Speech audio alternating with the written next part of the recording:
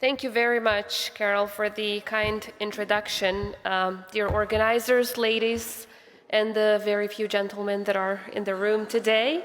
I see our ambassador and a few professors. Thank you for joining us all.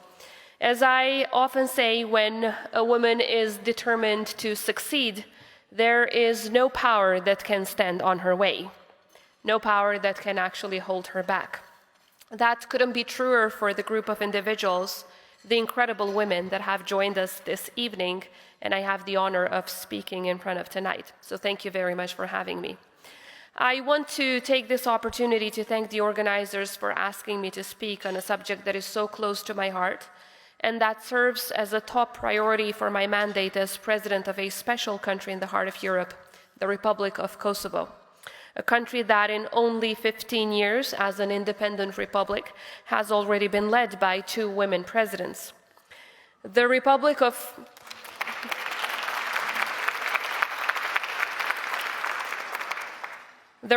Kosovo is perhaps a country not all of you will have heard of, and even those of you that have or have not necessarily know too much about it. But what I can tell you is that my country's history and its road to independence is closely intertwined with yours. Indeed, Kosovo and its people have a very special bond with the United States of America.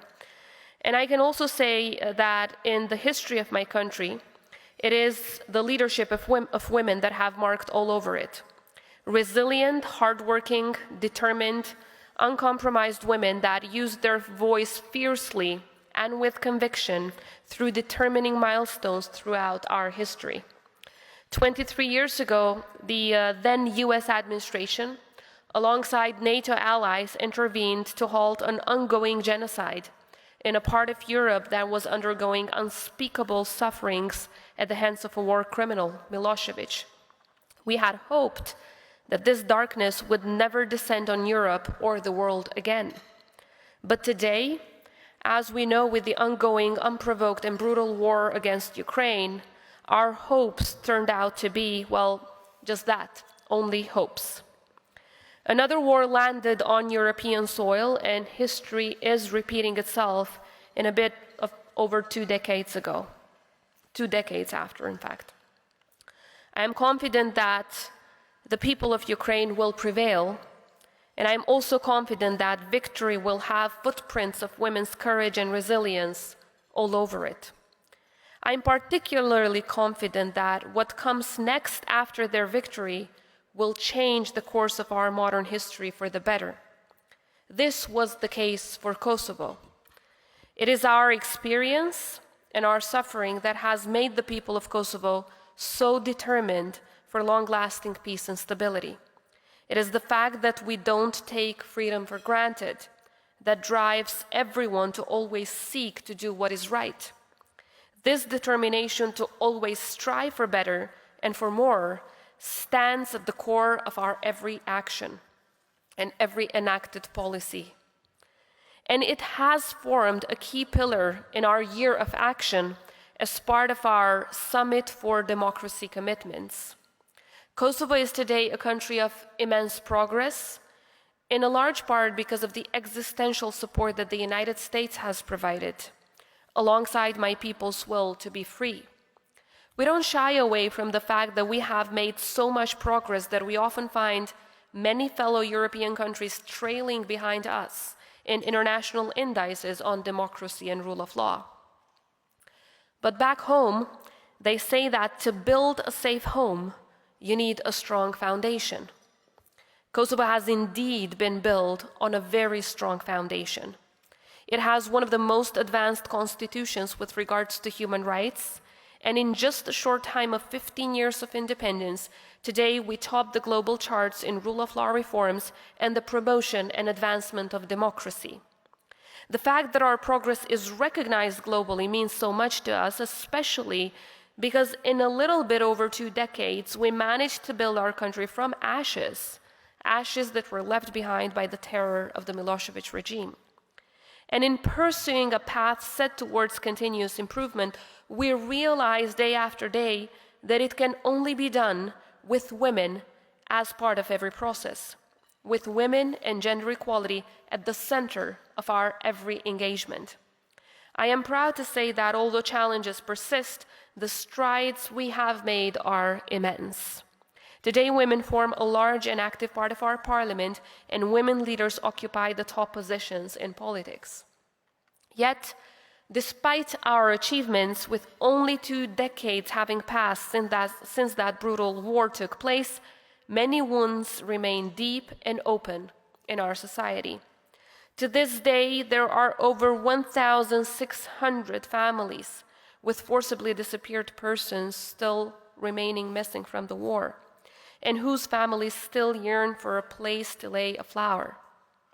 To this day, we still seek justice with little success for the 13,000 civilians that were killed in just a matter of months, many of whom were women and children, and the 20,000 women that were raped as a tool of war. This immense suffering can't and must not go unnoticed. Not only do all these people deserve justice, but also the world needs to hear their stories.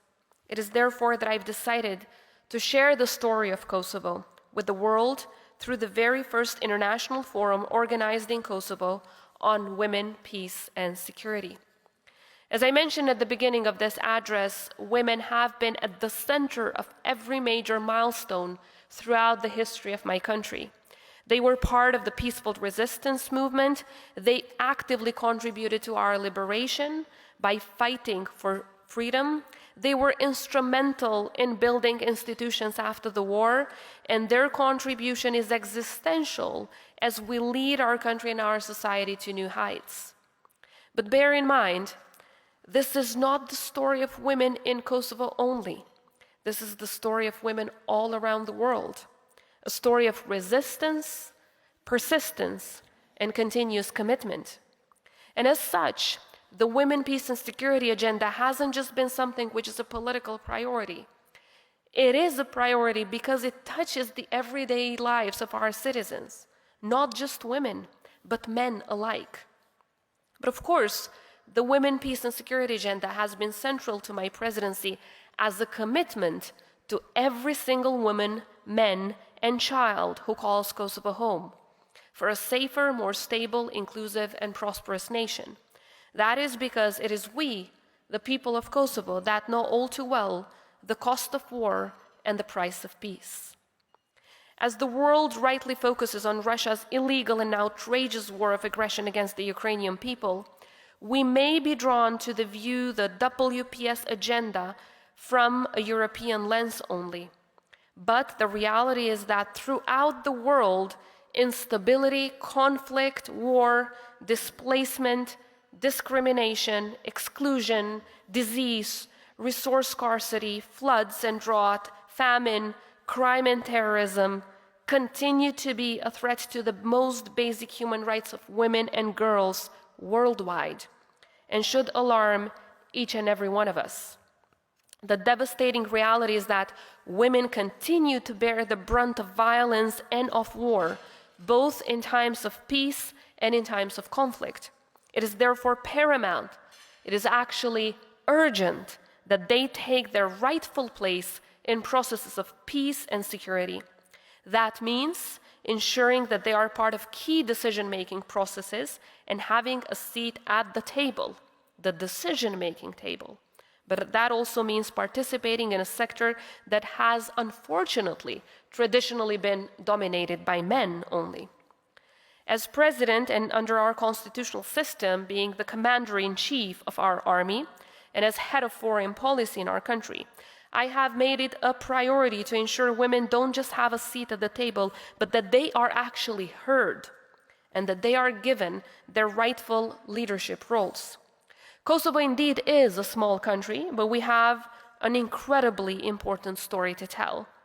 And we hope that by hosting the Women, Peace and Security Forum and sharing our experiences, we might be able to make that tiny but genuine difference to the women who have gone through something similar, and to shine a light on the new and growing challenges facing women in societies across the world, and to ensure that we as women take the rightful seats at the table. So I want to ask for your support in this endeavor. I believe that this evening is just a start of a long and beautiful journey of many potential collaborations that would put women on the spotlight. Their stories, their successes, their struggles, but particularly their courage and determination. And I'd like to end on a personal plea, if I may, with something I learned directly from another great American leader and a fellow woman, the late Secretary Albright. I had the honor of meeting her on several occasions, and she has left an incredible legacy, especially in terms of what she did for my people, the people of Kosovo, but also what she did for women around the world. So tonight, I want to leave you with her plea as women who clearly have reached incredible heights in your careers, to ask you to continue to help other fellow women. Women here, but also women elsewhere, all around the world. So thank you for having me this evening, and I hope to see you soon in Kosovo as we continue the valuable discussions on the women, peace, and security agenda and on women empowerment. Thank you very much. Thank you.